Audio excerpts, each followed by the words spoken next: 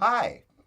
Well, I know that's going to work. So I did an update on my OS, and in between that, I was out of town for a couple of days, and I'm 99.9% positive you can hear me now. Do me a favor, folks, let me know if you can hear me. You should be able to. I'm just using there we go. Hey, all right, hey. I'm just using the stock mic on my iMac here, but I was like, Plan B will work. So, first of all, hello, hello, hello. Thanks for hanging in there. I use a fancy thing called loop back audio, and it kind of allows me to take all these different sources and kind of bring them into this lovely program I use called Ecamm Live. But in the process of bringing on, hey Daniel, what's going on? Good morning. First of all, good morning to everybody. But I am doing this very interesting show at the LDI conference, which is lighting design and something or other in Vegas in a couple of weeks. And I'm doing it with a Rapco Horizon and then their lighting wing, which I've forgotten the name of. Maybe I didn't even know it. But so part of this is this very interesting mix of these kind of micro sets, 5 minutes long, of mixes of great classic and kind of vintage and more modern rock songs. But part of the thing is I got all these stems in Logic files. So to install Logic on my computer, I had to upgrade my OS, and in the process, a couple of things didn't quite go as planned as this morning. In any case, Gilberto, good morning. Great to see you, my idol. You're too kind, my friend. All right. Well, first of all, Mike Rand. Hey, great to see you. Good morning. All right. Well, first of all, gosh darn it, we're going to talk about guitar.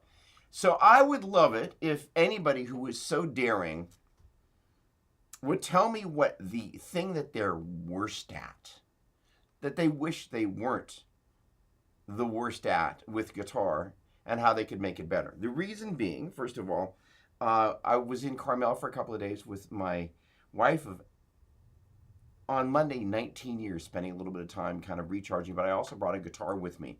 And I had a bunch of time to sit with the instrument and practice without kind of, I know none of you know what I'm talking about, but digital distraction. And that time was really very valuable for me because it allowed me to get focused as a player, as a teacher, as someone that takes the art of practice very seriously, but also really kind of, well, that's funny. So John, let me ask you that question. So are we talking about subdivision metronome time? Are we talking about making time? Which version of time are you referring to? Morning, Mr. Two, Lucchese, Tony, what's going on? Hybrid finger picking, of course. So, very interesting. All right, this is going to be a lot of fun. Worst at breaking free of pentatonic. Oh, you guys are going to be great. Pocket. Okay, great. Eric, what's going on? You're too kind. Hello. Okay, well, that's very, first of all, insightful. So let me explain what I'm doing, why I'm doing it, and one of the interesting things about all of this. One of the things that I'm in process on, I'm going to be working with a partner that I can't announce yet, but it's going to be a great potential distribution model for 15-minute fundamentals.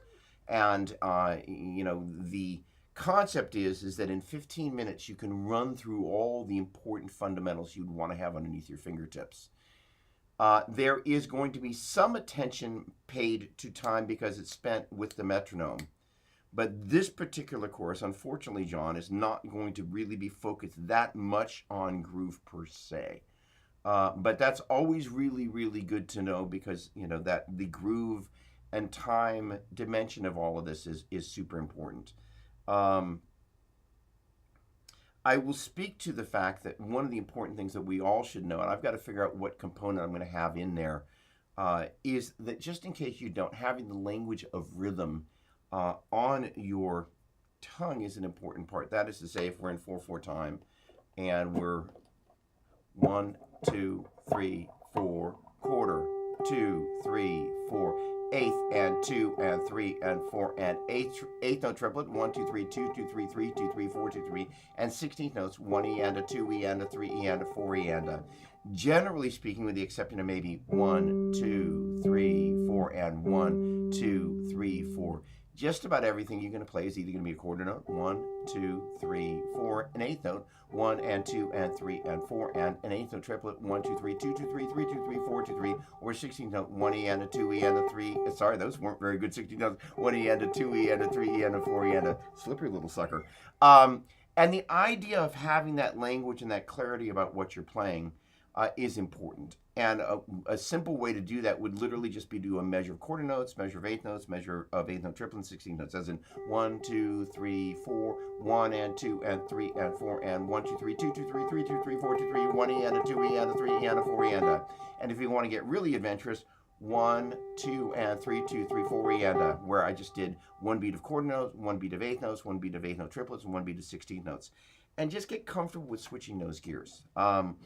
Separate from that, I'll gleefully take this left-hand turn. So hang on. So let me pull up a little bit of a groovy woovy here. Let me find where the drums start in the midst of all of this. Where is my buddy Zorro? There we go. Let's get to here. And I have no idea. Hey, do me a favor. When I bring this in and it starts playing, let me know if it's just still kind of hanging out on one side. We're going to go there.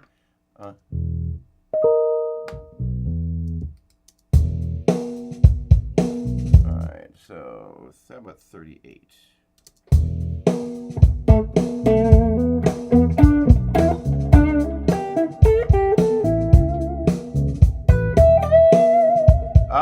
No, I need more than I need 38 too. There we go.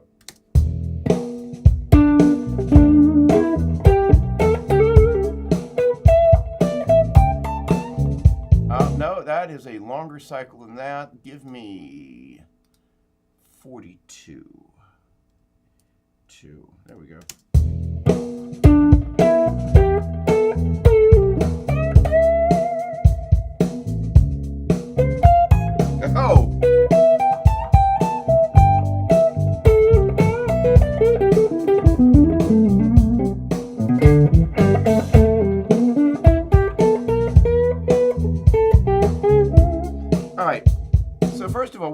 most important things you can do is listen to this guy.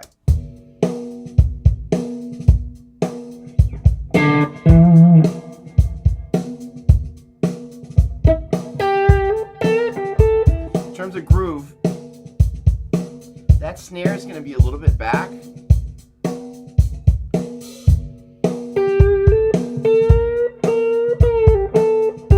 So I'm hanging out with a snare.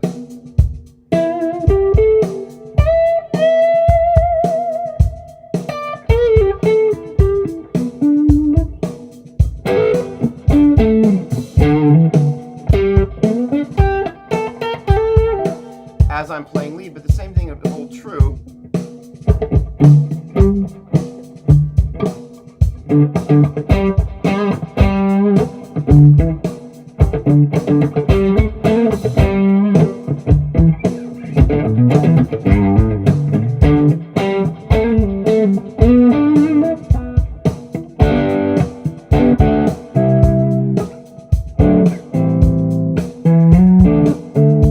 So it's almost like I'm doing this little dance with a snare drum. If you listen, as they're playing, everything I'm doing is kind of wrapped around that. 2, 3, 4.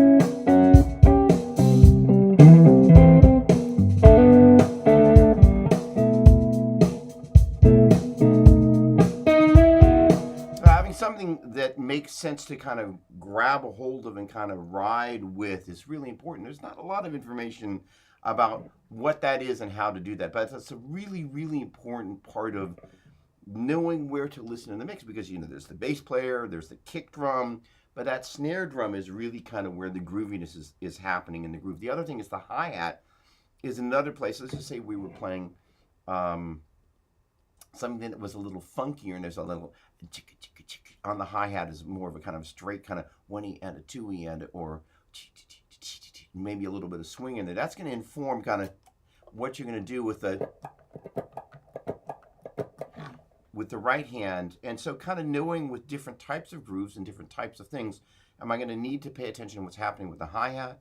Am I going to need to pay attention to what's happening with the snare drum? And just to let everybody in on the conversation, just in case you didn't know, if you were to look at a grid of, let's just say, 16th notes going from left to right,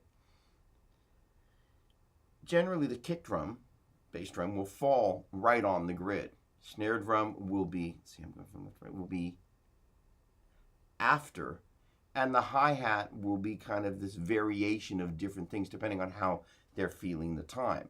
And so there will be times that, you know, let's just say we want to do kind of stabs. That's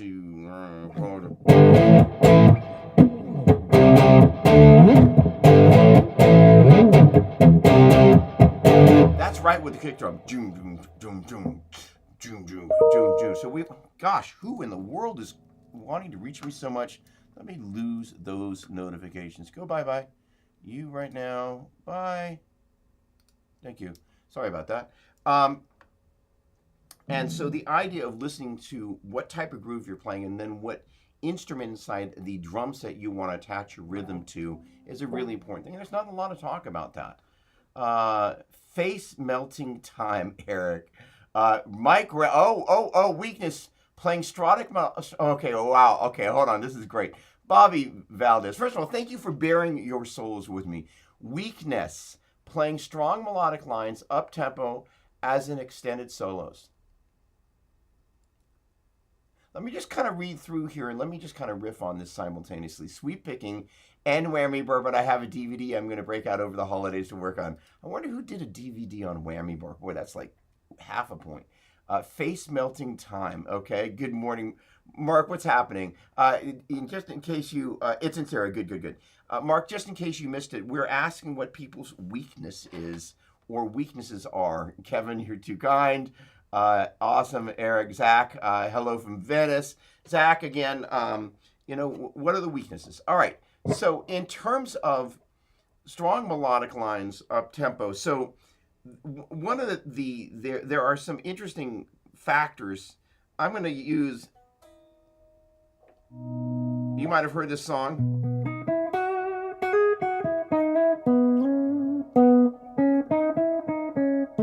I actually don't know it perfectly, but I'm going to use the point of. You may or may not have heard me do this before. I'm going to do it with another piece of music in a moment. But the idea that always with you, always with me. 1, 3, 4, 5. There, that is the 3 of the 4 chord, and that is to say, if we thought of the key of B major as 1, 2, 3, 4, 5, 6, 7, 1, B, C sharp, D sharp, E, F sharp, G sharp, A sharp, and B. We thought of the 1 chord, the B chord. He's going 1, 3, 4, 5. So those pretty tones.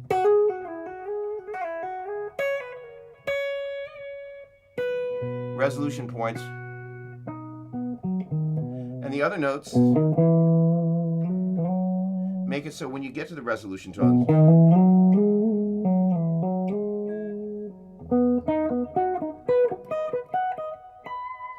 so one of the parts of that is just in kind of intellectually knowing, okay, all right, that's going to be a B, D sharp, and an F sharp, because that's what's in a B major chord.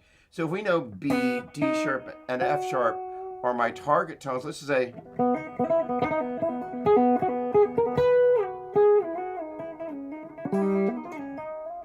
preferably not hitting an open G string.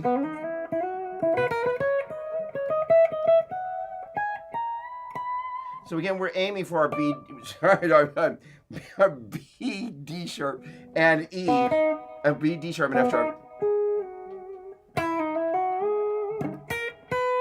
B, D sharp, F sharp, B, D sharp, F sharp.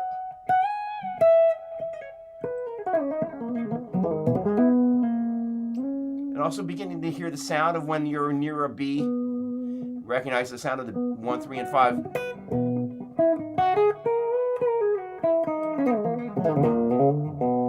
There's my 1, my 3, and my 5. 1, 3, there's a 4, and 5. 1, 3, 4, 5.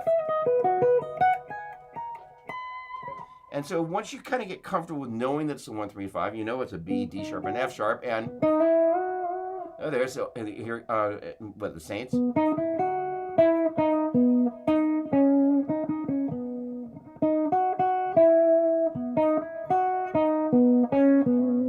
Now, I'm going to, what's going on, Brett? Now, let's just say we were going to have a little bit of fun with this. Before I kind of go a little bit further, because this is kind of what I love to do. So let's just say we took that and we wanted to develop our ear around different harmonic ways to interpret that. Well, we could do, instead of, let's just imagine that's the 1, 3, 4, 5, 1, 3, 4, 5, 1, 3, 4, 5, 3, 1, 2, just 1, 3, 2. There we go. All right, so let's do that for Dorian.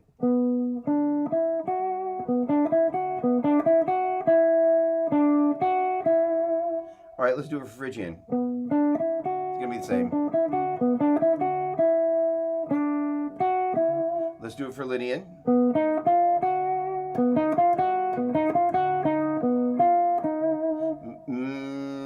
Mixed Lydian. Somehow I got the mail. Hold on. All right, hold on. There's Dorian.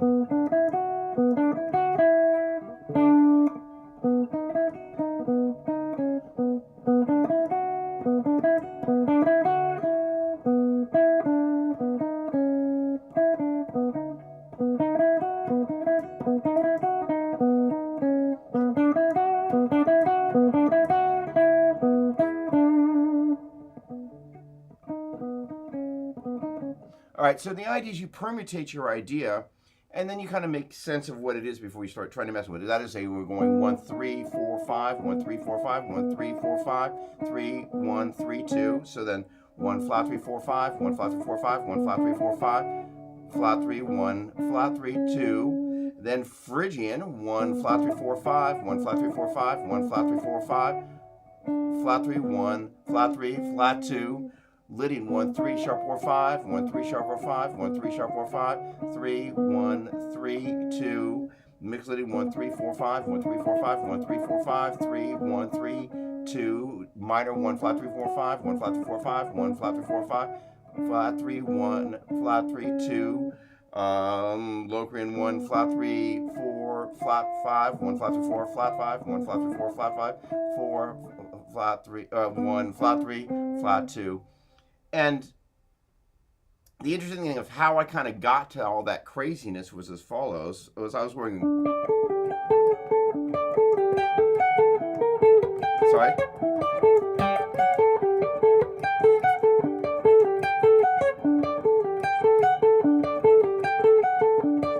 If you want to talk about a crazy melodic line that's kind of going by kind of fast, that line is actually really, really, really, really hard. And harmonically, he's going 1 1 5 4 4 5 3 5 1 1 5 4 4 5 3 5 2 1 5 4 4 5 3 5 2 1 5 4 4 5 3 5 4 1 5 4 4 5 3 5 4 1 5 5 4 4 5 3 5 1 1 5 4 4 5 3 5. And the neat thing about that, sorry.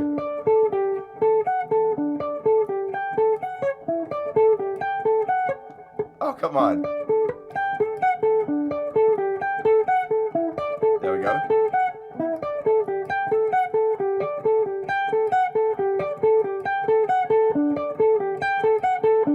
Now, let's say we want to start messing with that. Good morning, Mark. What's happening? Sunny Seattle. So let's just say we wanted to do that and do it for Dorian.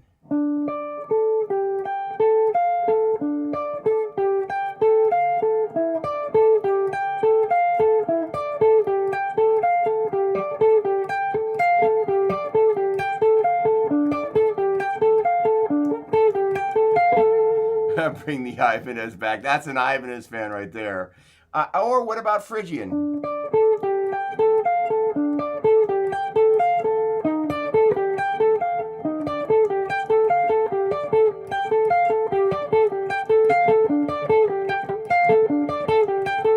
And that really kind of gets you used to finding some different harmonic flavors.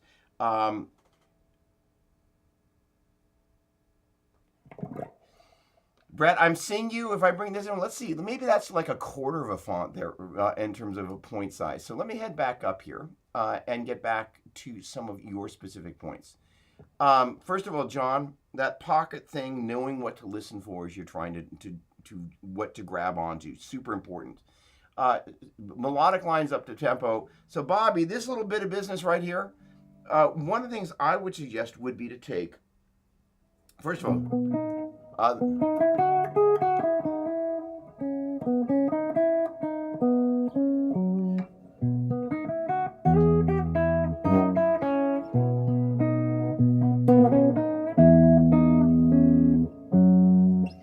take that a piece like that and kind of go, okay, what's harmonically happening here, right?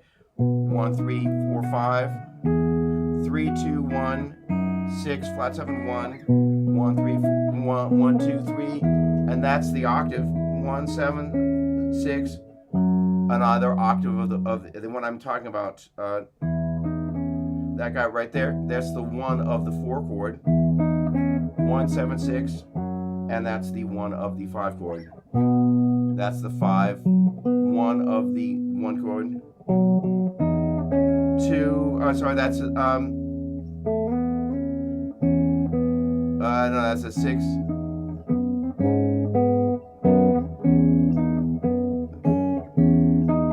There we go.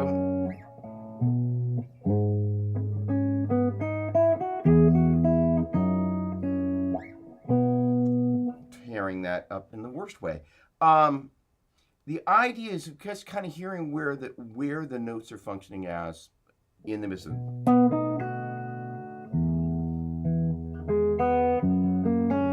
And the idea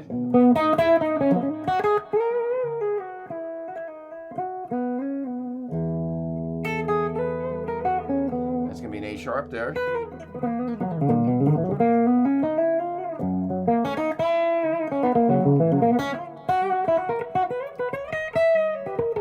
Live without a net, I love it. So as I'm playing over the 1 chord, again, A is going to be the 1, sorry, B is going to be the 1, E is going to be the 4, F sharp is going to be the 5, and G sharp is going to be the 6. So that means that the 1 I'd play a major triad, at the 4 I'd play a major triad, the 5 I'd play a major triad, and the 6 I'd play a minor triad. So as I'm playing over that 1 chord,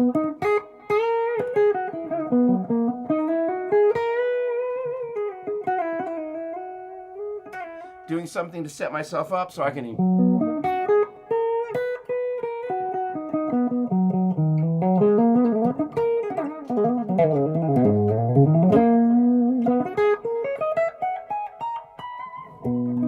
hear the tonality of that triad. Then when I move up down here, sorry, A sharp.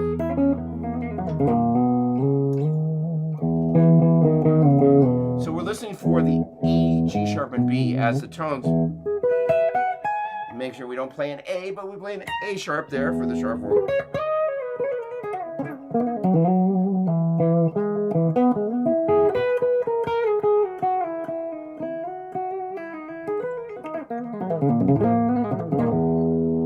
Same concept when we get to the F sharp. That's going to be F sharp, A sharp, and C sharp.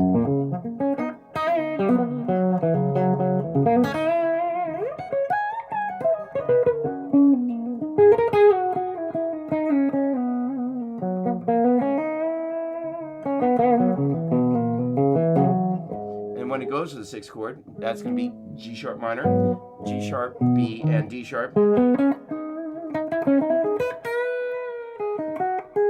So outlining that G sharp, B, and the D sharp.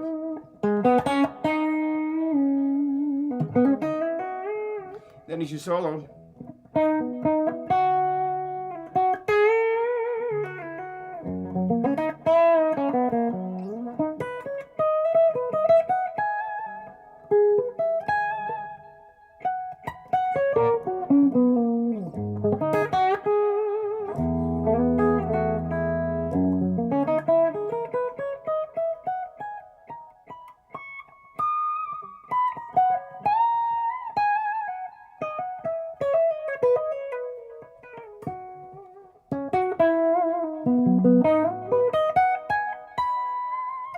you're taking the sound of the chords and you're building them into whatever melodic structure you're doing.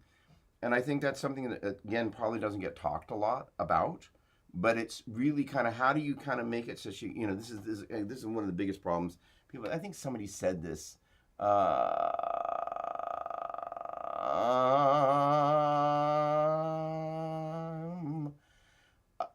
well, implicit in one, there we go,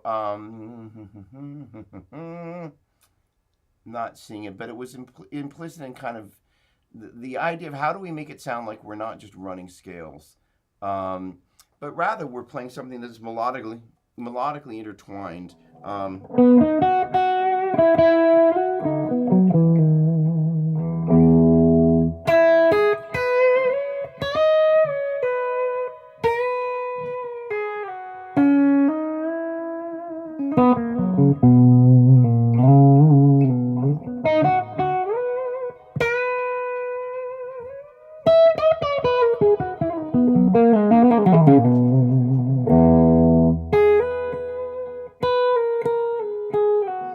And implicit in the midst of all that is kind of when you hang out in a particular, you're harmonically layering tension and resolution. I knew I was going to go to that A sharp, because I knew on the other side of that, that G sharp was going to set me up really nicely. The other thing that's great about this is the next chord is going to be an F sharp.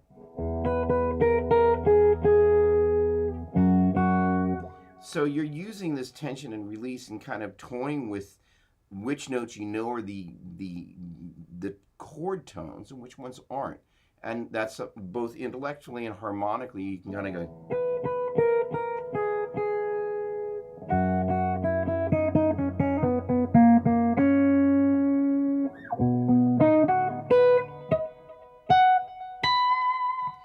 And you develop a better sense of musical intuition when you're both aware of, like, all right, B, D sharp, F sharp, E, G sharp, B, F sharp, A sharp, and C sharp. And then when we go to the sixth chord, the G sharp, B, and D sharp.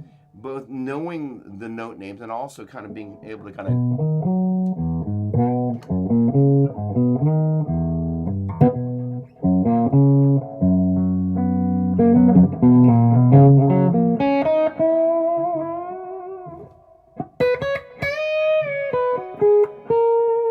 is taking time to not play your notes just out of scale patterns. So it's an interesting thing. It's quite often set myself up for some mistakes, but whatever.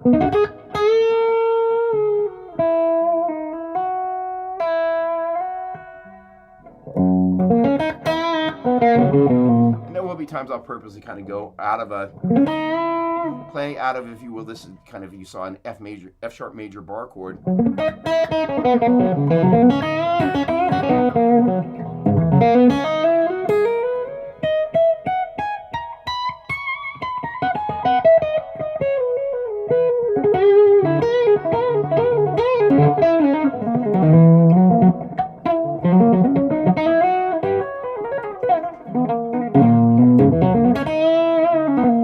But I like those little shapes right there.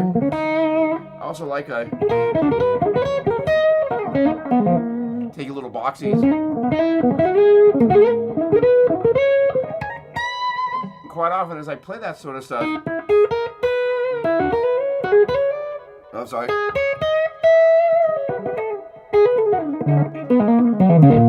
I'll be playing. It's quite often my ear not always thinking about the note names, like that pesky little A sharp.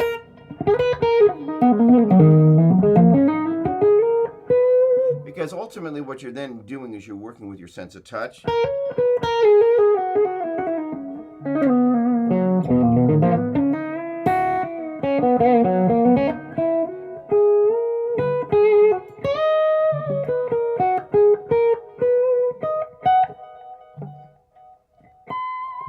And your ear combined, and that gets it so we don't feel like we're kind of running scale patterns as much, which I think is the danger. All right, let me read Brett. First of all, hello. I have trouble with a lot of things, from guitar, understanding music theory, to certain techniques, to having inspiration to play, to affording gear that inspires me to play. It's probably a shorter list to show my strengths, laugh out loud. That's a really great and wonderfully revealing. Sonia, good morning. Hello, hello. Rez, what's happening, my man? David, hello, hello, hello. Eddie, what's happening, my man? Awesome, congratulations. I will definitely be at the NAMM show and look forward to seeing you there. All right, let me jump back to Brett here, and then David, I'm going to jump in with you in just a second. So first of all, great points. 1, if you can count to 7, you got this. Key of C major, C, hold the D, hold the E, half to F, hold the G, hold the A, hold the B, half to C. If you just keep in mind that everything's a whole step until you get to the 1, 2, third note, and from the third note to the fourth note is a half step. 5, 6, 7, 1. So from the 3 to the 4 and the 7 to the 1. 3 and 4, 7 and 1. Boom. Those are the only half steps in the major scale. So if you can kind of think of that as the DNA that sets up both the formula of kind of what the major scale is, and in terms of the basis of the note names. That is to say, if I took the same relationship, 1 hold to 2 hold to 3 half to 4 hold to 5 hold to 6 hold to 7 half to 1, moved it down a string, 1 hold to 2 hold to 3 half to 4 hold to 5 hold to 6 hold to 7 half to 1. Now instead of going C hold to D hold to E half to F hold to G hold to A hold to B half to C, I'm going G hold to A hold to B, because that's 1 hold to 2 hold to 3. That's a half step to the 4, which is going to be C. Hold to the 5, which is going to be D. Hold to the 6, which is going to be E. It's still a whole step from the 6 to the 7. Well, if our E was our 6, our 7's got to be some sort of F, which is why it's F sharp instead of G flat. That confuses people a lot. Another way to look at that is the smallest distance between any two adjacent notes in the major scale is a half step. The largest distance is a whole step. So if you move either a half step or whole step, it's going to take the next adjacent number and the next adjacent note name, which means if this was some sort of E, that's going to be some sort of F. In this case, from E to F is a half step, so that's an F sharp. That is to say, then you can go, all right, G, A, B, C, D, E, F sharp, G. We know where it came from. We know why.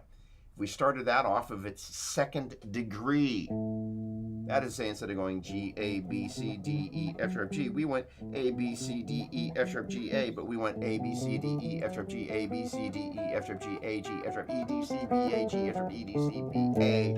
And we took the first, third, and fifth notes of that A Dorian mode. And we did the same thing for B Phrygian, and C Lydian, D mixed Lydian, D minor, and F sharp, Locrian, and G major. We ended up with this major, minor, minor, major, major, minor, diminished, major business. And that order is kind of the DNA of most of the music that we play. And that's kind of where learning to think of each of these starting notes as the various degrees of the relative major, a 3, 6, 2, 5. Progression is really just starting the major scale off of it. It's third note and playing a chord, sixth note and playing a chord, second note and playing a chord, and the fifth note. And the great thing about thinking about it, what degree you're starting off of, is a 3, 6, 2, and 5. The third note of the G major scale is B, and the scale that you would play off of that B note is Phrygian. So if you just took the first, third, and fifth notes, which happen to be a 1 flat 3 5 compared to the 1 3 5 of the major scale, that's a minor triad. And if we added the seventh note, that would give us a minor 7 chord. So that's just where chords come from. Literally, we started off the key of C, moved it down to G, just arbitrarily said, hey, let's just start off of each one of those notes. All right, good. Let's take the 1, 3, and 5, and 7 of the Phrygian mode. That's that. 3, 6, 2, 5. And having that reference point, so many of the chord progressions we play are just moving somewhere around in the major scale. Let's just take 4 numbers. 1, 5, 2, 4. 1, 5, 2, 4. Or I can just kind of do something much more.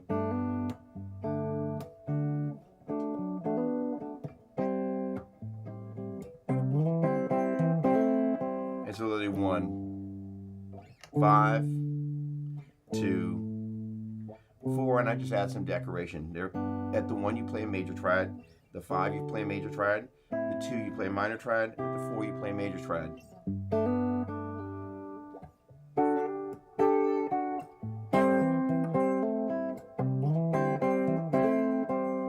And I just play a lot of the same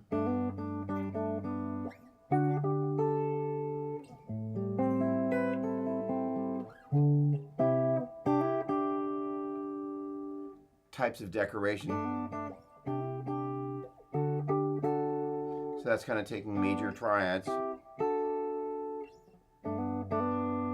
instead of going like this, putting that note down there in the bass, and instead of going, adding that little bit of decoration going from the 2 to the 3, that's a 1, 3, 5. If that's the 3, whole step below the 3 is the 2. Going up at the 5, I like to, instead of going from the lower side from the 2 to the 3, I like to go from the upper side from the 4 to 3. I'll also add the 6. If this is the 3 and the 5, that's the 4 and the 6. 3, 5, 4, 6.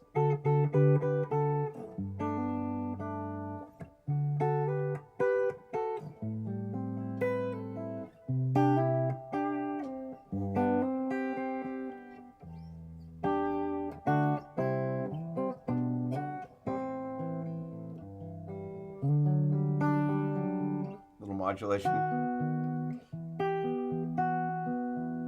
Another modulation. What I call an internal modulation. So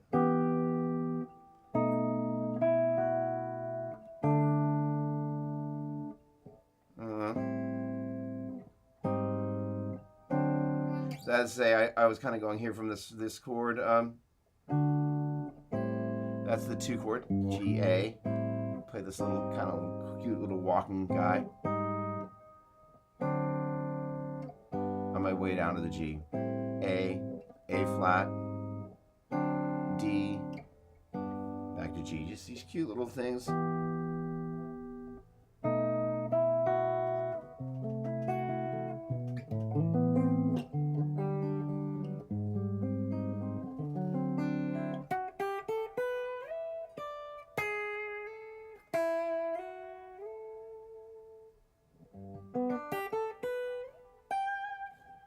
add a little bit of color in there by jumping out of that diatonic framework.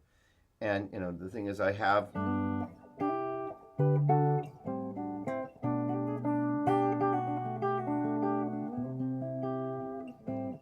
number of little tricks that I keep up my sleeve for that. So the point being, once you get comfortable with just toying with those things, becomes easier. And so there you have it. Okay, David. Hey, would love to watch today, but busy. Was wondering, you sent the email with software information. I don't recall seeing your email show up. Can you send me that again if you didn't? I was keeping an eye for it, and then I've been out of town for a couple of days. And yes, it looks like Joe is going to have a great time on that Sammy Hagar tour. I can't wait. Okay. Eric, I love it. As a guitar player that doesn't use a pick, the lesson, appreciate the lesson. Great tone, by the way. Thank you. So, you know, the funny thing is I use a combination these days. I am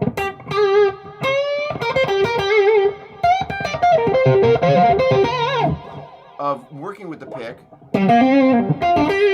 and with the fingers, and then kind of hiding, if you will, palming the pick. Although some people I think actually used to literally palm the pick, which I find a little cumbersome. But the deal is I kind of let gravity work like that and like that. So that's kind of literally it's just hanging out in there, and then you can kind of inch that little sucker kind of up like that. And then it's kind of hiding in there, and then you kind of just kind of go like that. Let's see, it's like there. The thumb kind of replaces the first finger, and then you bring it back in like that. So that enables me.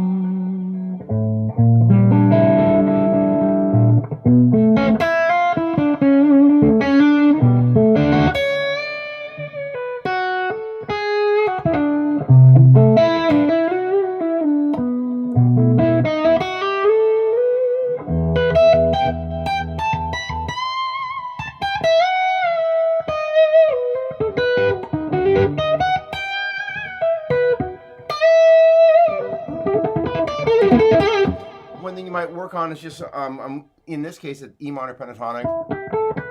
Work with some pedal.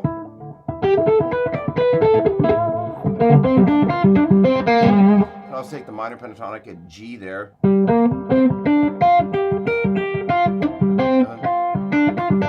I used to know it. And then you can do that same concept. I'm going to kind of do a if you will, kind of a blues player,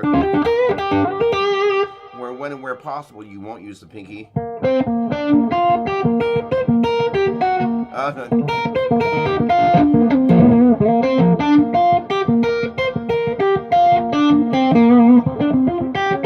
That's where I will want to use the pinky.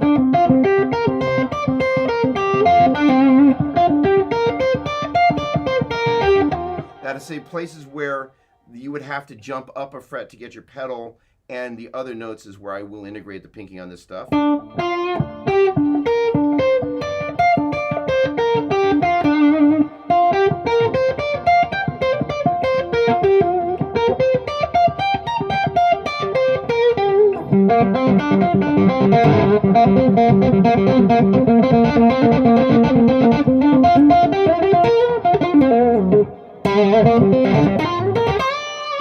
And you can take that same concept and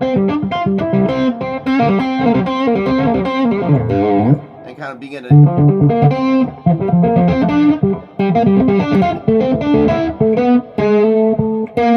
right now.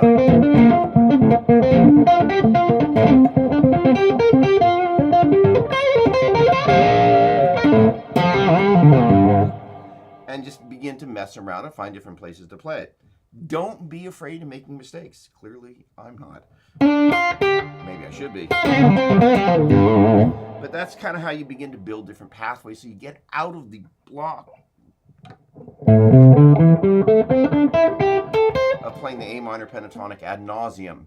Uh, awesome. First of all, again, hello, Stefano. Always a pleasure. Sonia, hello, hello. Awesome. Thanks again, Eric. Rez, what's happening? Kind of Egypt. I love that. Hope you're doing great. Always a pleasure, my friend. David, hello, hello, hello. All right. Eddie, yes, again, we will be at NAMM, and I can't wait. Okay. Okay. Good, good, good. Thanks so much, Eric. Really appreciate that. Okay. Thank you, Hunts. Kind words, appreciated. Pleasure to see you. All right, Brett, let's jump back in here for a quick second at this probably not legible font size. In theory, I'm fine with the basic 7 modes, but when it comes to chord theory, I cannot grasp beyond the simple stuff. There are some nuances to that, Brett, with great pleasure. The idea is, if you think about the analogy I like to make is, you begin to think of these 7 spots as 7 peapots. And again, that's kind of why we've talked today a bunch about this concept of what degree of the major scale are you off of. Because it allows you to kind of connect the dots between the mode that would start off of whatever scale degree number it is, and in turn thinking of how that functions in the greater scheme of, like, hey, I'm playing a 3-6-2-5. And allows us to kind of connect the dots between the chords and the scales in a way that we're thinking about the root of the chord and the scale as what scale degree number it is. That is to say, if we think about Dorian as the mode that starts off the 2nd degree in the major scale, we're kind of thinking of it as a 2. And the chord that would come off of the Dorian mode would be a 2 chord. So when we're thinking about how things are functioning, then you go, hey, let's just say I was going to take one, I'm going to take these triads. Instead of going 1, 3, 5, I'm going to go take the natural 6, and the natural 6, and the flat 6, and then natural 6, and the natural 6, and the flat 6, and the flat 6, and the natural 6 of the major scale to start off of this 1st, 2nd, 3rd, 4th, 5th, 6th, 7th, and again 1st degrees. So that is to say, I'm literally, instead of just going 1, 3, 5, I'm just going 1, 3, 6. The moral of the story is, if you can do that with every scale degree number, let's just say we're going to just, like, this is going to be really pleasant.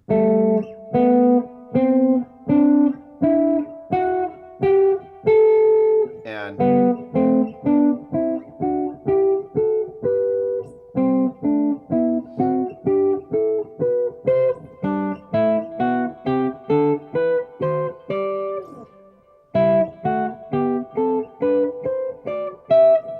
this one's going to be equally pleasant. Am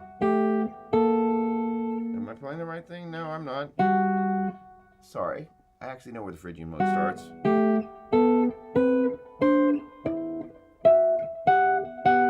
So basically, there what we did was we played the 1 and harmonized it, so to speak, with the 2, the 3, the 4, the 5, the 6, the 7, and that's all you got to work with. So then you begin to start stack things like the 1 and the 3 and the 1 and the 6.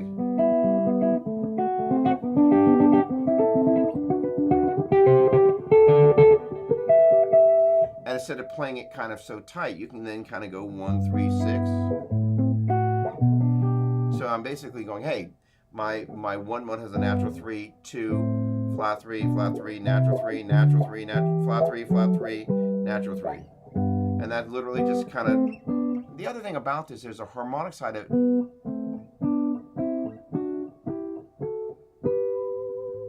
So back when I was destroying the Satriani progression,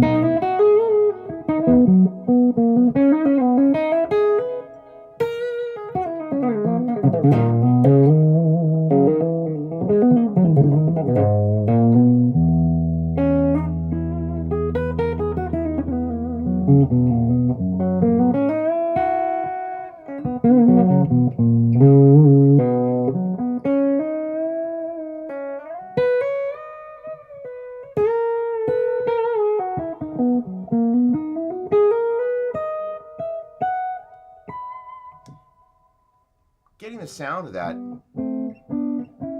right, without thinking about it, or sometimes you should be thinking about it, and getting comfortable with harmonizing these and kind of going and knowing what the next sound should sound like, and not looking at the neck, and then being able to go, okay, well, let's take that and put some space in between that.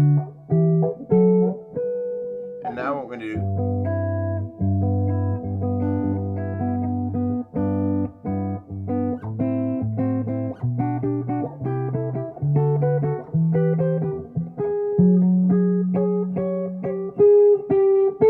sorry, that's what I meant to do.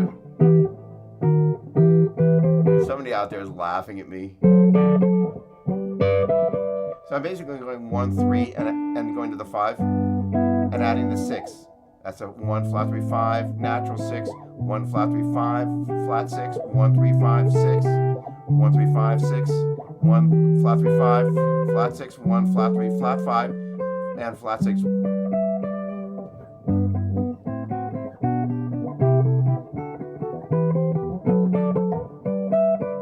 And now all of a sudden you're taking not only just kind of the idea of taking kind of diatonic chords, but you're adding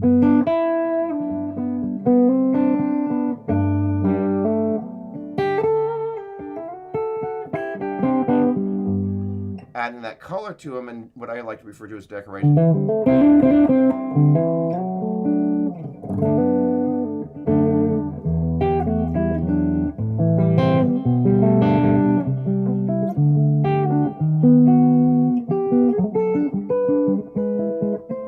And I kind of start adding just little bits where I kind of walk from one chord to the next and just add a little bit of extra color in there. So the basic movement, which was, and I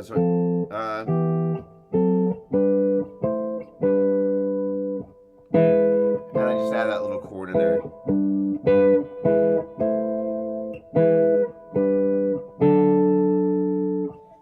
Little tricks like that. Nothing fancy. All right, Captain Scarlick, you are so kind. Sun is trying to shine in Tacoma. That's tiny font there.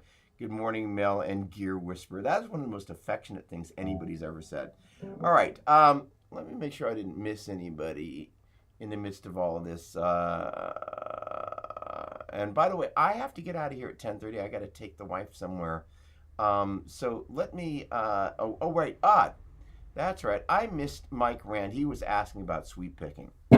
So one of the things that I've been kind of at one of the guitar camps, lose a little bit of that delay.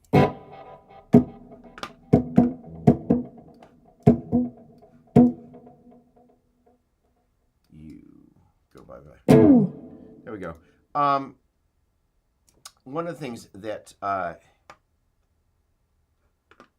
JMK, oh, John, what's happening, my friend? Good to see you.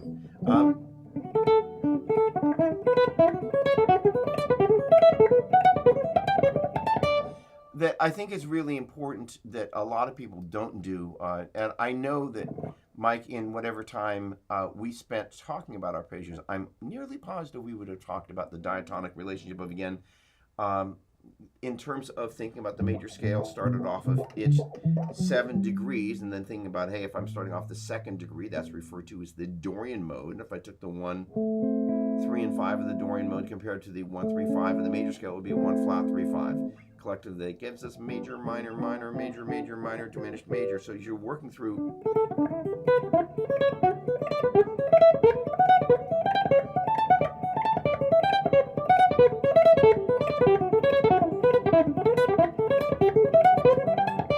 Getting comfortable with walking from the 1 to the 2 to the 3 to the 4 to the 5 to the 6 to the 7 to the 1, 1, 7, 6, 5, 4, 3, 2, 1. And being comfortable with this, so that's major, minor, minor, major, major, minor, diminished, major. So interchangeably in your brain and your fingertips, you can walk through those different things. And getting comfortable with that part is really one of the most important parts of arpeggios, and just literally where you have that walking knowledge. The other thing that I'm kind of spending some time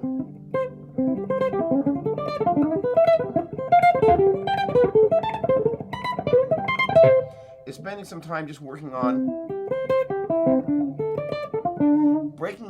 breaking these larger arpeggio down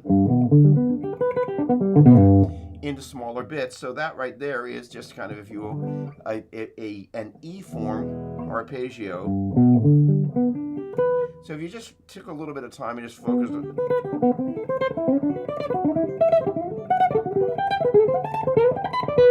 it's going to break it down into some of the bite-sized chunks that are actually really important bite-sized chunks to what I refer to as target and isolate. And implicit in all of this is kind of one of the really hard things about these guys is being able to do these finger rolls.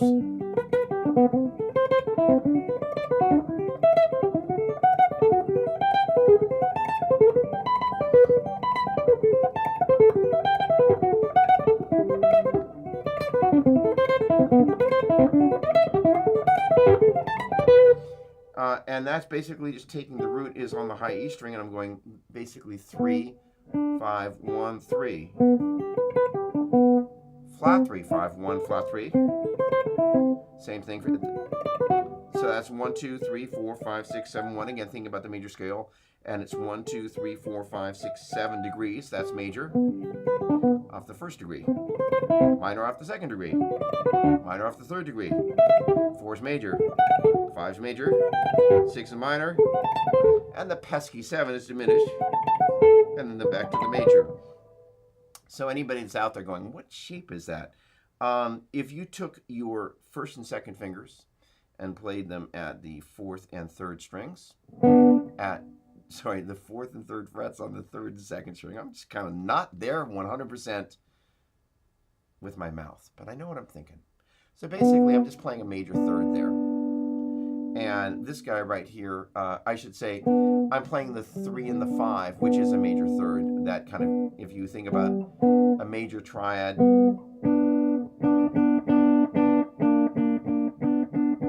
being kind of 2 stacked major 3rds.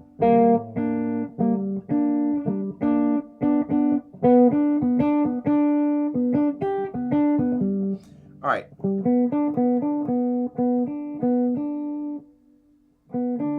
No, it's not. That's a major 3rd and a minor 3rd, and that's a minor 3rd and a major 3rd. Losing my mind, yes, I am. So that the 3 and the 5 it's a minor 3rd from the 3 to the 5. So that is to say, I'm in the key of G major, and I'm playing G, B, and D, and that's B and D and G, and the B is on top there. And basically what I'm doing is that's my major shape. And if I want to play a minor shape, this first note and this last note get lowered a half step. So major, minor, and then diminished, that instead of going 1, 3, 5, 3, 5, 1, 3, or flat 3, 5, 1, flat 3, we're going flat 3, flat 5, 1, flat 3.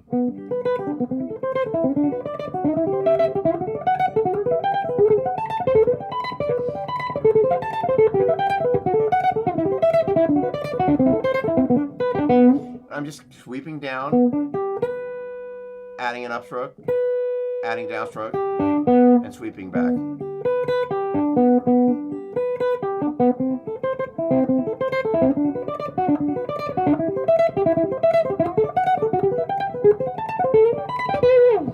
That's a great way to just kind of target and isolate that part of the arpeggio, and doing that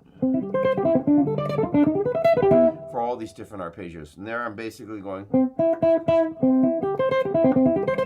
that's 1, 3, 5, 1. And these ones have a little bit of a brutal stretch, so I'm going basically C, E, G, C. That's my major shape. That's my minor shape, and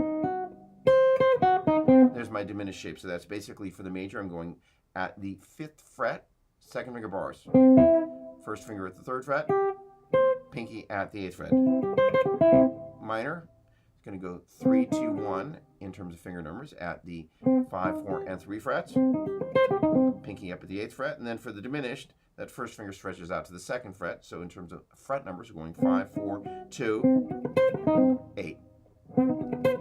And again, again, you follow that same diatonic order: major, minor, minor, major, major, minor diminished, major, major, diminished, minor, major, major, minor, minor, major. So Mike Rand, are you still here, my man?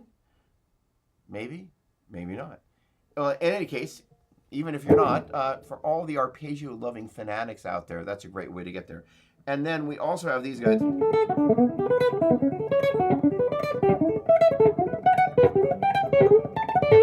And these are 5-1-3-5s. That's major, minor, and diminished. So that's 5-1-3-5. Minor would be 5-1 flat 3-5, and diminished would be flat 5-1 flat 3 flat 5. So in terms of, that's kind of 2nd fret, 3rd fret, 2nd fret, 5th fret, 2nd, 3rd, 1st, 5th, and 1st, 3rd, 1st, 4th for major, minor, and diminished.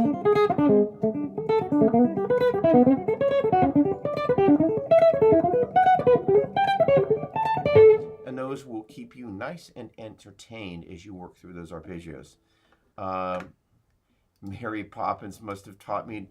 You know, the funny thing is I spent a little bit of time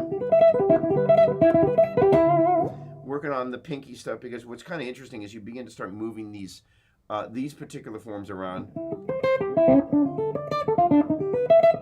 The pinky by far is the weakest finger. And that note is definitely the one that wants to fall away. So just beginning to target.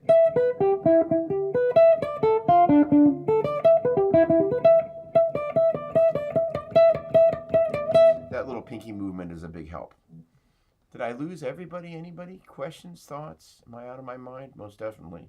Am I having fun? Absolutely. All right.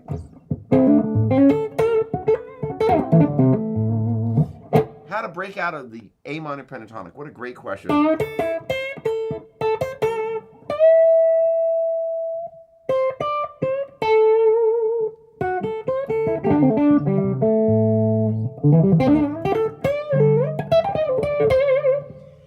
Number one, think of the minor pentatonic as a shape. Get comfortable with the 5 different shapes. Try moving a fret away.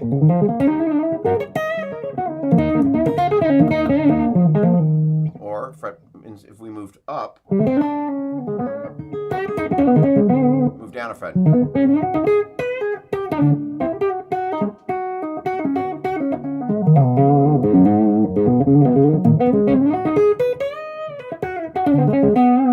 Back up a fret.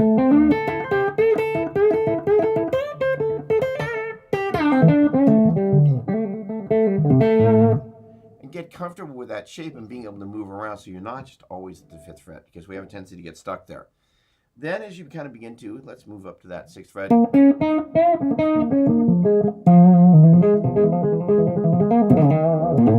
Begin to think of it as B flat, D flat, E flat, F, A flat, B flat. And again, we've talked about this, I think, some of this before. If we get used to placing that A flat, B flat, and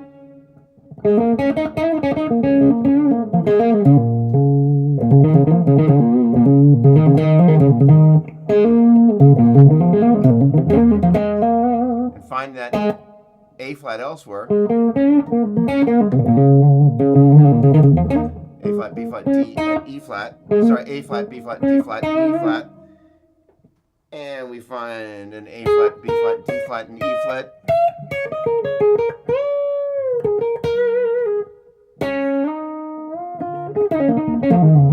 We'll just learn how to plug that in.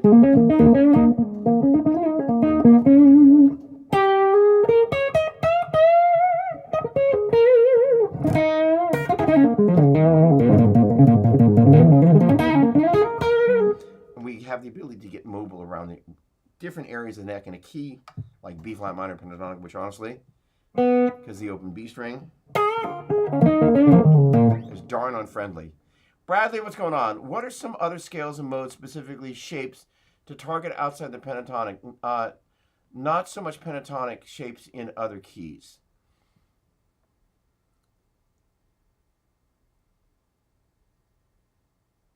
Specifically shapes to target outside the pen. Okay. If I'm reading you right, great question. Hi. Okay. First of all, cheers. One of the most important things one can do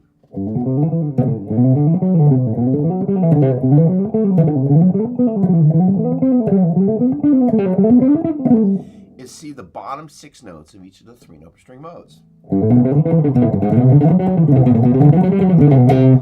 And begin to recognize that with the exception of the 1, that is to say, again, we're talking about scale degree numbers a lot today.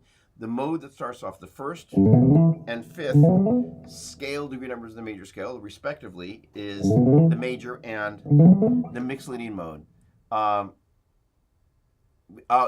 Bradley, thank you very much. That point of clarification, which is illegible because of the font size, reading it out loud.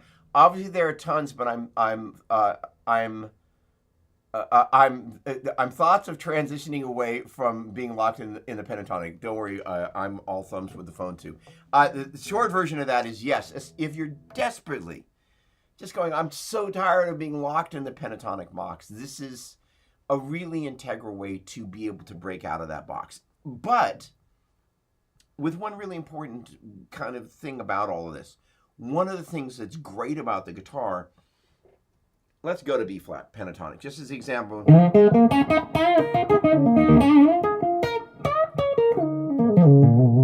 I don't have to know the note names to be able to just kind of land in the box and do my thing. That is the shape-based nature of this thing, and the things that we do where we are extracting the sound out of the shape, super valid, nothing wrong with it.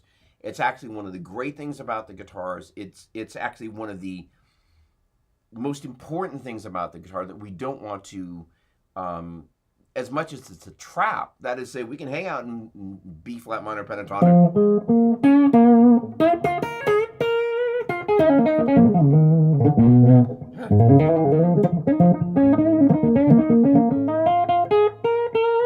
And not have any idea what the note names other than finding B flat and just going, but that's tremendously powerful. That said, if we take the shape-based nature of the first 6 notes,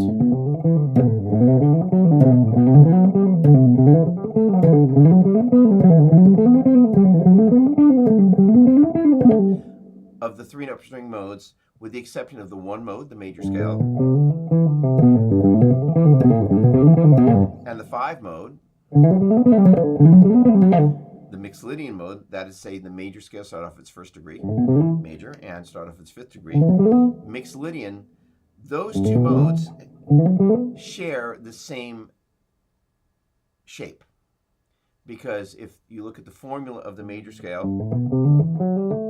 and the formula of the mixed Lydian mode played at a common root, they both share that same first 6 notes where major goes 1, 2, 3, 4, 5, 6, 7, and comparatively mixed Lydian goes 1, 2, 3, 4, 5, 6, flat 7.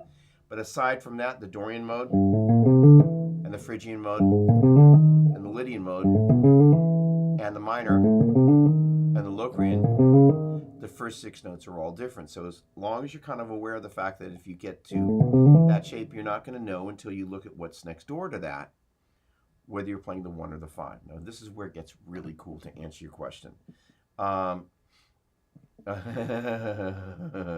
Okay, first of all, again, that's illegible to most human beings. I play it well around the neck, but it's confining. I'm looking for directions because there's so many options. Okay, first of all, I love that. I'm gonna kind of copy that and bring that into my notes. You're gonna let me copy you? No, you're not. All right, that is. Hold on, let me see if I can do this another way. That is the essence of so much of where kind of my heart is at right now as a teacher, which is helping people kind of not get stuck playing the same stuff over and over, but also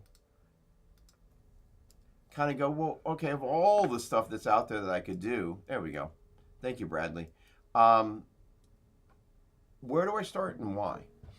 So if we took the 3-note per string modes.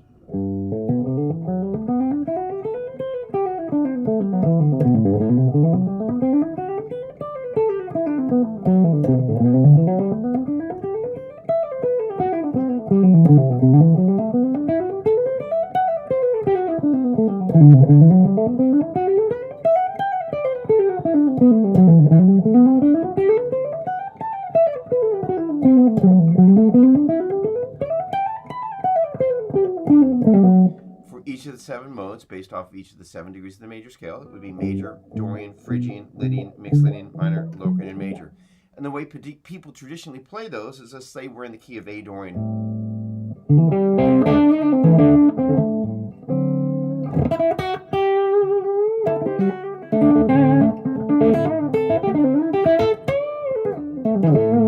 They'll take the minor pentatonic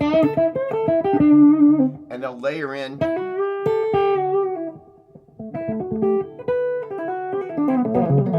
some of the Dorian modes on the top 2 strings. But if you actually take that and kind of fall that down, you'll see, first of all, that for that A Dorian mode, it's also really cool to move to the 3-note per string mode that's right below there. Dorian's the major scale, starting off at 2nd degree. That means the one right below it is the major scale. One of the cool things that starts to happen is if you look at that pentatonic box and you look at the top 2 strings of that G major scale, it layers in those middle notes of the minor pentatonic.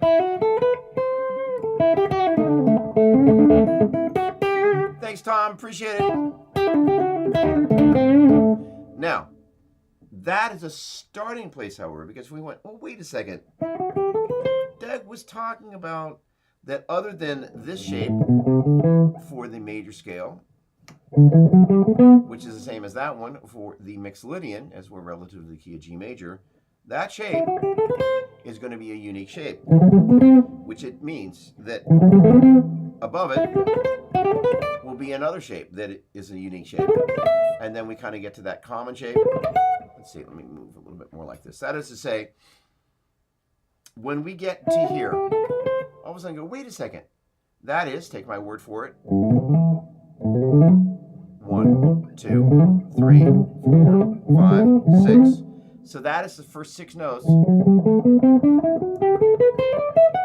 of the minor 3-note per string mode. So if you kind of go, hey, that's the, if you will, the 6th shape, that is to say the shape started off the 1, 2, 3, 4, 5, 6th scale degree. That means if that's the 6, that's the 7, and that's the 1, and that's the 2, 3. And now instantaneously you can be in the middle of some run or playing the pentatonic.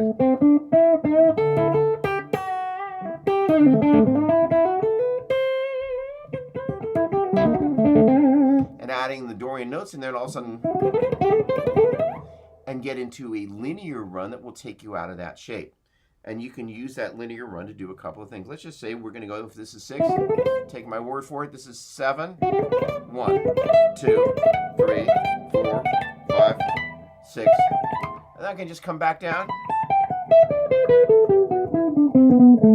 That one shape that I started here. So that is to say we can use it as a ladder to literally kind of go up, if you will, 8 floors and come back down that same place that we started. That is to say 6, 7, 1, 2, 3, 4, 5.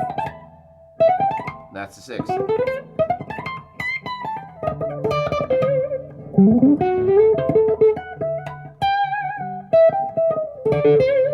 So the neat thing is that doesn't just happen on that pair of strings. So let's just say I'm cruising along here. And right, that's the 7 shape, which means the next shape above it. 1, 2, 3, 4, so on and so forth. And the neat thing is as you begin to recognize those shapes of how they fall internally inside the modes, you can go linearly and laterally at will. One of the other things you could get used to doing As it turns out, as we go to do what I'm about to do, the first two shapes are going to be the 1 and the 5. So they're going to have the same shape. But if I took the major scale and I started off of its first note and I just played those 6 notes right there, then I jumped up a string and a mode, I'd be at the 5. I jump up a string and a mode, I'm at the 2. I jump up a string and a mode, I'm at the 6. Jump up a string and a mode, I'm at the 3. So that is to say, I'm purposely taking, instead of playing laterally or linearly, I'm going diagonally.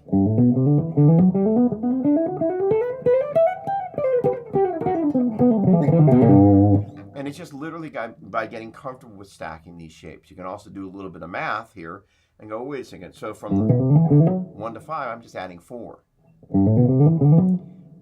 4 to 5. If you add 4 and 5, that's 9, and you subtract the number of notes in the major scale 7, that gets you to 2. I add 4 to 2, I get a 6. I add 4 to 6, I end up at 10, which is subtract 7, gives you 3. Gives you an easy way of thinking about the math. You can do that anywhere, starting on the low E string. Gives you a good way to pretty effortlessly get used to doing this. And the thing is that when you get used to playing the 3-note per string modes, just in the same way that you're used to playing the shape of the minor pentatonic and recognizing the shape, for example, of pattern number 1, you'll recognize the shape of major and Dorian and Phrygian and Lydian and mixed Lydian, minor, Locrian, and major. So as you're kind of getting used to seeing this, let's zoom out for a second. Let's talk about note names, because I love talking about note names. We're relative to the key of G major. G, A, B, C, D, E, F sharp, G. Well, that works. G, A, B, C, D, E, F sharp, G, A, B, C, D, E, F sharp, G, A, B, C. And A, B, C, D, E, F sharp, G, A, B, C, D, E, F sharp, G, A, B, C, D. So it just kind of keeps cycling over and over. And after a while, you can get comfortable being able to see those notes laterally across the neck or linearly, G, A, B, C, D, E, F sharp, G. It's a C, D, E, F sharp, G, A, B, C, and F sharp, G, A, B, C, D, F sharp, G, and B, C, D, E, F sharp, G, A, B, and E, F sharp, G, A, B, C, D, E, and A, B, C, D, E, F sharp, G, A. And you just get comfortable like you do with the pentatonic patterns. Let's say I'm at pattern number 1 of A minor pentatonic. Well, sliding from pattern number 5 into number 1 into the top part of pattern number 2. It's just something we're used to doing. We recognize the shapes. The same thing is true of working with the 3-note per string modes. And it's just, it's honestly, again, utilizing the shapes, but having a little bit more knowledge behind it whilst we're doing that.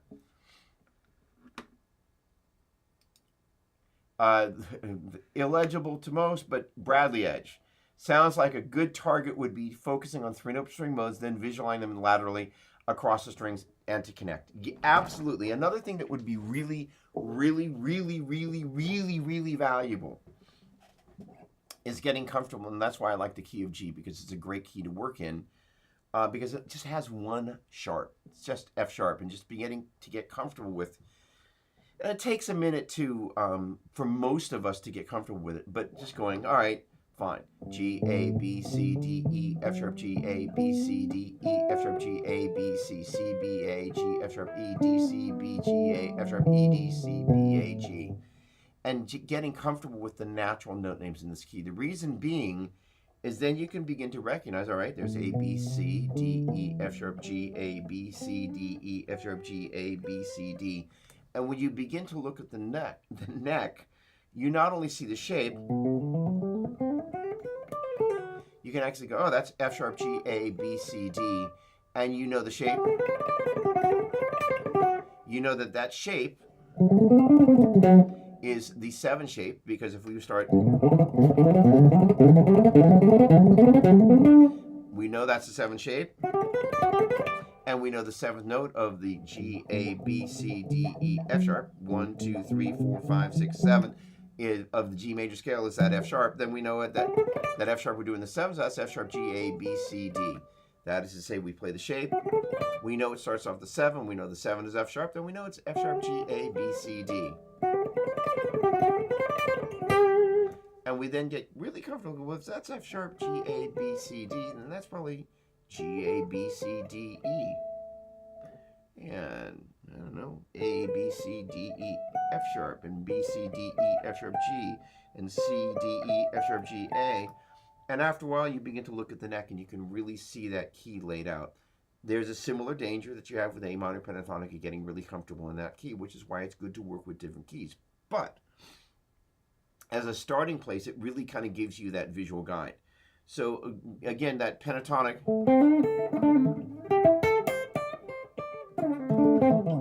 the shape-based nature of that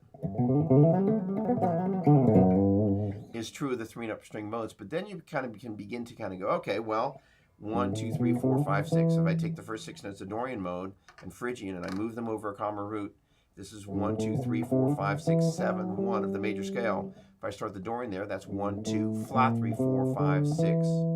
The Phrygian mode, 1, flat 2, flat 3, 4, 5, flat 6. Lydian, 1, 2, 3, sharp 4, 5, 6.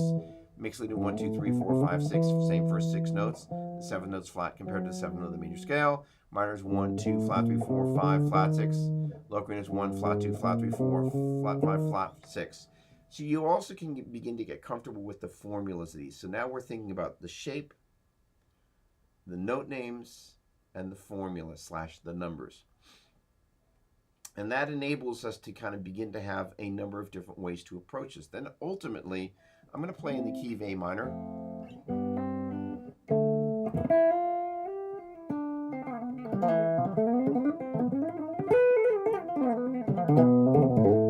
And it just so happens A minor is relative, it's the mode based off the 6th degree, 6, 7, 1 of the C major scale.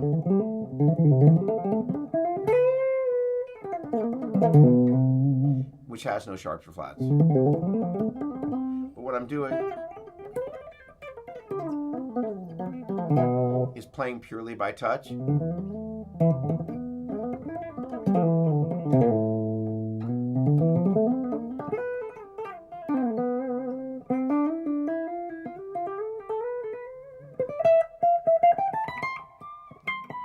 And learning to try and find the notes. And you'll make mistakes.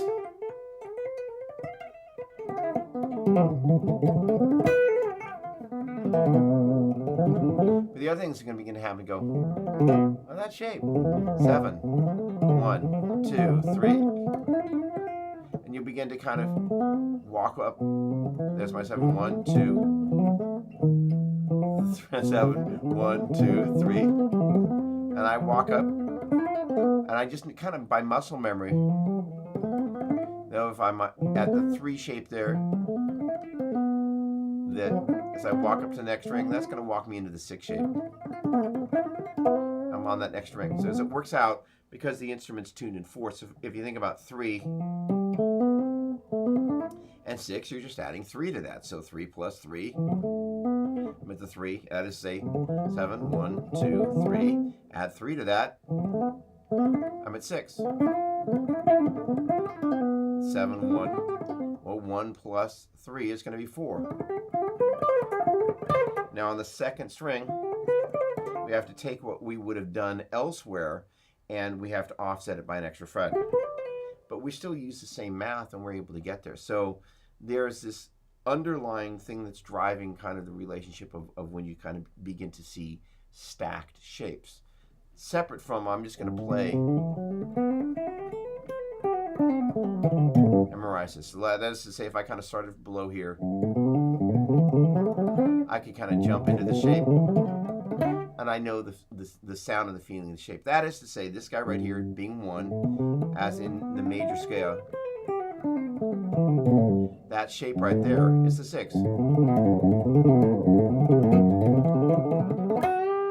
So jumping from the 7, did I say 6? I meant to say 7. It's really easy to get used to playing that guy and jump right in into that one shape, because they're, if you will, they're kissing cousins. They're right next door to each other.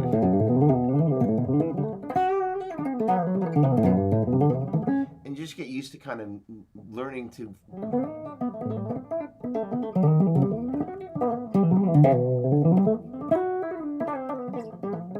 recognize the different shapes and the nuances by feel and by touch as you move from one shape to the next. And yeah, it's probably a good idea to go up one, down the next one, without looking. Because why do we want to do that? Because that's getting us used to getting the feel and the sound without the visual. That's not to say that we don't want to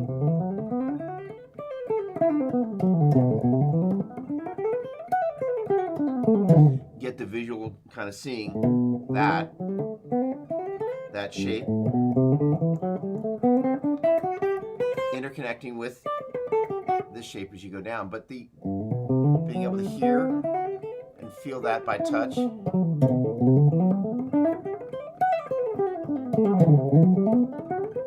is a different skill that you're only going to develop by not looking at the neck. But the great thing about that is you begin to really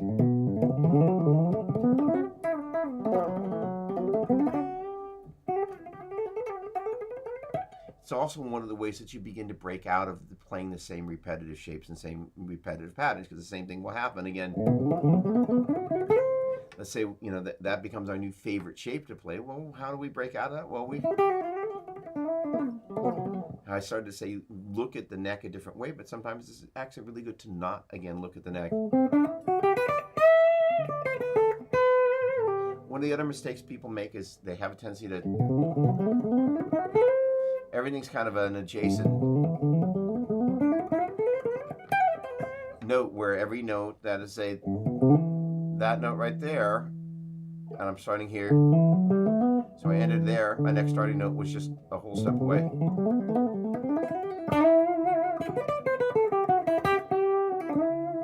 Mark, you're a gem. I have 1 minute before I can't forget Melissa, because I got to give her a ride. Mark, I adore you. You know that. All right. So that is to say, in about 1 minute, I do need to wrap up and give her a ride. So putting a bow on all of that, 1, 2, 3, 4, 5, 6, 7, and 1 refer to the 7 degrees of the relative major scale. Starting off, each of those different degrees is going to give us the major, Dorian, Phrygian, Lydian, mixed Lydian, minor, Locrian, and major. Good idea to think of those as the note names, as in G, A, B, C, D, E, F sharp, G, A, B, C, D, E, F sharp, G, A, B, C. Also thinking that, let's say we take the Dorian mode as 1, 2, flat 3, 4, 5, 6, compared to the 1, 2, 3, 4, 5, 6 in the major scale. Also good to get comfortable with thinking of that as A, B, C, D, E, F sharp, and then also that shape and the sound of that shape. All right, ladies and gentlemen, I have to go and become limousine service, which I'm actually thrilled about doing. I wish you a great weekend. Mark, thank you for that reminder. Very thoughtful of you. I always love having everybody here. Really appreciate the privilege of being able to do that. I hope that was a help and insightful and illuminatory in some way, shape, or form. I thank you all very much, and I wish you a great one. Brett, thank you. Always appreciate, you know, one of the important things that I'm trying to do is kind of figure out what is common knowledge and kind of what is not quite as common. And more importantly, what the stumbling blocks are for people, so we can put the right building blocks in place. Really a privilege. Thank you, guys. Bradley, pleasure. Thank you for hanging out. Really appreciate it. Brett, the same. There we go. I can click that.